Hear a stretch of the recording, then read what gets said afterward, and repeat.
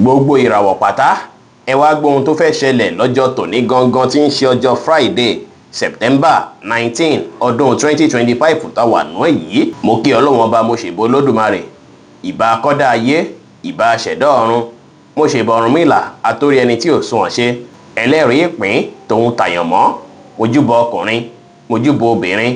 mo kí gbogbo ojú tó ń wò mí níbikíbi tí ẹ ti ń gbọ́ mi káàkiri àgbáńlá ayé. ẹ̀yin tẹ̀ ń wò mí pátá ẹ bá ń share fídíò yìí kó kárí ilé kó kárí oko kó lè jẹ́ òwúrò àti àǹfààní fọ́pọ̀ ènìyàn. kí ẹ sì má gbàgbé láti follow, kí ẹ sì subscribe kẹ́lẹ́ pẹ̀ láwọn tá máa jàǹfààní onírúurú fídíò tá à ń fi léde lójoojúmọ́ fún ìdàgbàsókè ìjọmọ ènìyàn. ẹ̀yin oníràwọ̀ iná tó kan yan Harris tàbí láàrin March 21 sí April 20 lọ́jọ́ tòní ọkàn yín máa balẹ̀ pẹ̀sẹ̀ téyìí sì máa wọ̀nyí lọ́wọ́ láti mú kí ẹ lè gbé àwọn nǹkan tí ẹ ń rò lọ́kàn ṣe, àwọn nǹkan tí ẹ ti ń plánù tẹ́lẹ̀tẹ́lẹ̀ ẹ bẹ̀rẹ̀ sí ní gbéṣe lọ́jọ́ tòní, tó sì jẹ́ pé ẹ tún máa láǹfààní àti introduce àwọn nǹkan tó dàbí ohun tuntun tí ẹ ti ń fẹ́ gbéṣe látijọ́ mẹ́ta. èní ẹ máa láǹfààní àti gbé wọn ṣe tọkàn yín sì máa balẹ̀ pẹ̀lú bí gbogbo nǹkan ṣe ń lọ́nù gbèsè ayé yín lọ́jọ́ tòní kẹ́ rí dájú pé ẹ kọbi ara sí gbogbo nǹkan kí nǹkan tó dàbí ìgbà pé ẹ fi bẹ́ẹ̀ kọbi ara sí látijọ́ mẹ́ta tó sì ṣe kókó fún yín láti ṣe. léni kí ẹ ní ìrẹ̀lẹ̀, léni kí ẹ ṣe nǹkan yín létò ètò, ẹ ṣe dáadáa sáwọn èèyàn lénìí, kẹ plan nǹkan tuntun lọ́jọ́ tòní kẹsìbẹ̀sì gbégbèsè lé lórí. gbogbo ohun tẹ bá ṣe lọ́jọ́ tòní pátá béèrè lọ́jọ́ iwájú o. wáìnì jẹ́ kọ́lọ́ tó dára jù fún yín láti wọ̀ láṣọ lónìí. aago 3 kọjá 30 ìṣẹ́jú ní ọ̀sán sí aago 5 ní ìrọ̀lẹ́ jẹ́ àkókò èyí tó dára jù fún yín tí ń ṣe lucky hour fún yín lénìí.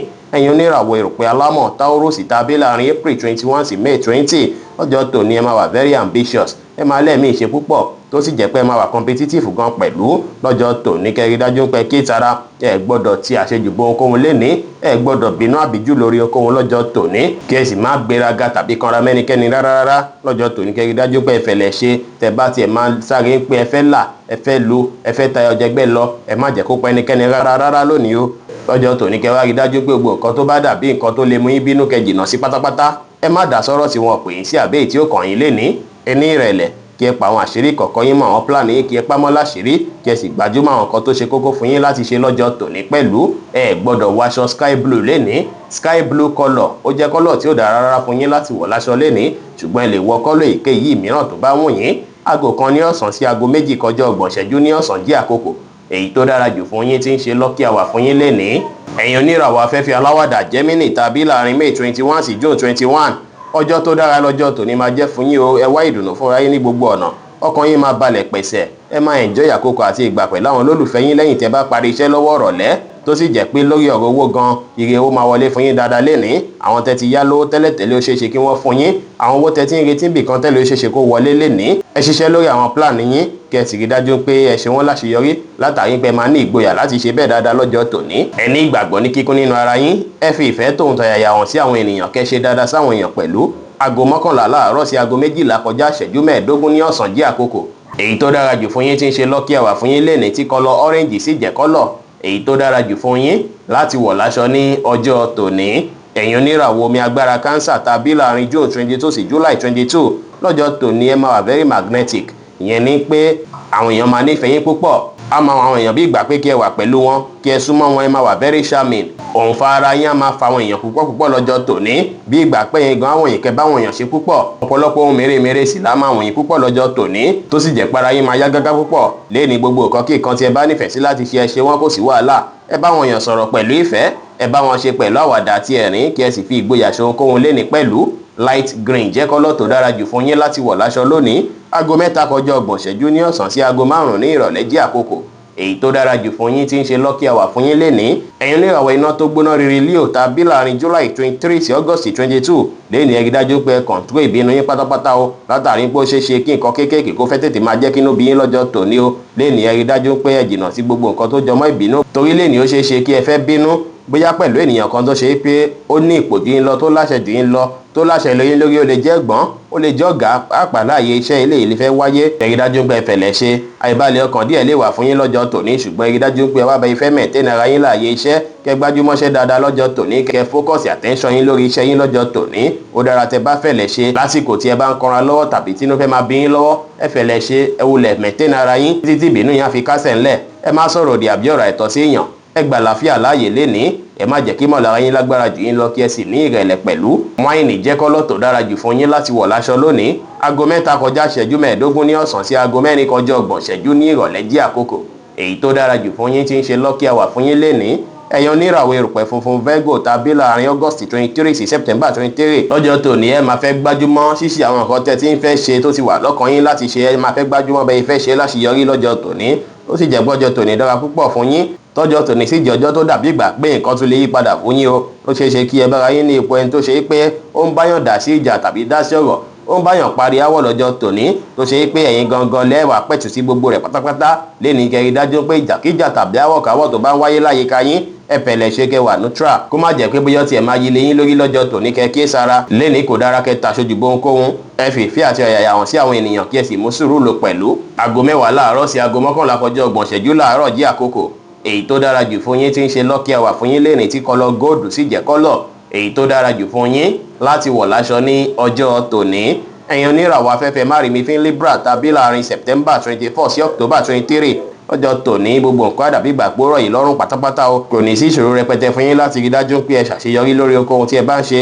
lọ́jọ́ tòní tẹ bá tẹpá mọ́ṣẹ́ dáadáa láti wá ìpò padà fún bí iṣẹ́ yìí ṣe rí ẹ máa rí ìpò padà náà o. ṣùgbọ́n ó ṣeé ṣe káwọn kan tó dàbí kùdìẹ̀kudiẹ díẹ̀díẹ̀ kò fẹ́ jẹyọ, ṣùgbọ́n ẹ má jẹ́ kí yẹn ṣe yín bákan látàrí pé ohun dáadáa sì máa wáyé láàyè iṣẹ́ yín láìpẹ́. léni kò dára kẹ́ dá sọ́rọ̀ tí wọ́n pè é sí àbẹ́ tí ó kàn yín. ẹ ṣe dáadáa sáwọn èèyàn lénìí, ẹ pa àwọn àṣírí kọ̀ọ̀kan yín, àwọn plan yín kí ẹ pamọ́, ẹ sì create àkókò láti fi ṣe prayer lénìí dára. Deep blue jẹ́ kọ́lọ̀ tó dára jù fún yín láti wọ̀ láṣọ lónìí. aago 6 ní ìrọ̀lẹ́ sí aago 8 ní àṣálẹ́ jẹ́ àkókò èyí tó dára jù fún yín tí ń ṣe lucky hour fún yín lénìí. ẹ̀yin oníràwọ̀ omi tútù Scorpio tàbí láàrin October 24 sí November 22 ó ṣeé ṣe kẹfẹ́ nílò support kan lọ́jọ́ tòní. bóyá ẹ lè wà dípò kan tẹ máa nílò ìrànlọ́wọ́ èèyàn. ẹ máa rẹ́ni tó máa ràn yín lọ́wọ́ lọ́jọ́ tòní o. tó bá gba kí ẹ pè ènìyàn kan bóyá ọ̀rẹ́ yín kan ẹ lè pè wọ́n máa ràn yín lọ́wọ́ dáadáa lọ́jọ́ tòní. ó dára púpọ̀ lọ́jọ́ tòní kẹ́ tẹpá mọ́ṣẹ́ kẹ́ ṣe nǹkan yín létò ètò kẹ́ rí dájú pé ẹ fẹ̀lẹ̀ ṣe kẹ́ ṣe dáadáa sáwọn èèyàn kẹ́ sì fọgbọ́n àtòyé tọ́lọ́ fún yín ṣe ohunkóhun lénìí pẹ̀lú. wáìnì jẹ́ kọ́lọ̀ tó dára jù fún yín láti wọ̀ láṣọ lónìí. aago 1 ní ọ̀sán sí aago 2 kọjá 30 ìṣẹ́jú ní ọ̀sán jẹ́ àkókò èyí tó dára jù fún yín tí ń ṣe lucky hour fún yín lénìí. ẹ̀yin oníràwọ̀ inú àtùpà Sagittarius tàbí láàrin November 23 sí December 22 ọjọ́ tó dára lọ́jọ́ tòní máa jẹ́ o. ó ṣeé ṣe kí ẹ gbọ́rọ̀ ìyá ayọ̀ kan tó jọmọ́ ọ̀rọ̀ iṣẹ́ lọ́jọ́ tòní. ó sì ṣeé ṣe kó ṣe pé látara títẹpá mọ́ṣẹ́ àtọpọlọ pípé tẹ̀ ń lò láàyè iṣẹ́ tí wọ́n fi nǹkan kan ta yín lọ́rẹ tó sì jẹ́ pé appreciation tó bá fún yín lọ́jọ́ tòní á bí ìdùnnú fún yín. ẹ ṣòtítọ́ ẹ ṣòdodo láwùjọ àwọn èèyàn. ẹ rí dájú pé kàn jújú bó ṣe yẹ lọ lórí okòwò.